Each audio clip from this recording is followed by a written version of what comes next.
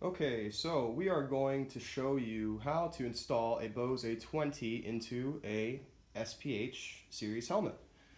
We are going to take the BOSE A20, brand new, install it into these retrofitting rings, and it's going to allow us to put it into the suspension harness of the SPH helmet. After we do that, we're going to install it into this helmet we have right here, and you'll see how nicely it all comes together. Okay, here is the headset dismantled from the headband. We have the two A&R modules.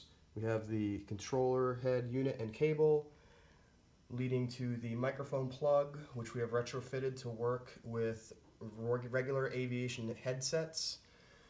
We're going to put the BOSE ear cups into these rings, and then we're going to install them into this harness, and then we will then put it into the SPH helmet.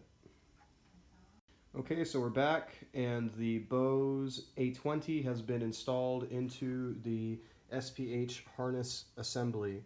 You can see the BOSE sitting in the retrofit rings. They have been installed into the harness, and we will be installing this harness into the SPH helmet right here. Everything is plug and play. We have our microphone plug right there, and you will now see the completed helmet next. Okay, and here we have the BOSE A20 headset completed and installed inside of the SPH helmet. I'm going to show you the installation, how it looks. It just looks like a normal SPH helmet, except that the BOSE A20 has been retrofitted into the harness. Let's get you a nice focused look on the other side. Right there. So the BOSE A20 sits inside of the retrofitting rings. The rings get installed into the harness, and then the harness is installed into the helmet.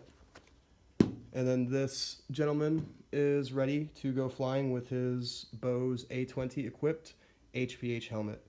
If you would like us to do something similar to your helmet, just send your helmet in to aviationsurvival.com and send us an email at avisurvival@gmail.com, and we can have a BOSE A20 set up in your HPH or SPH helmet.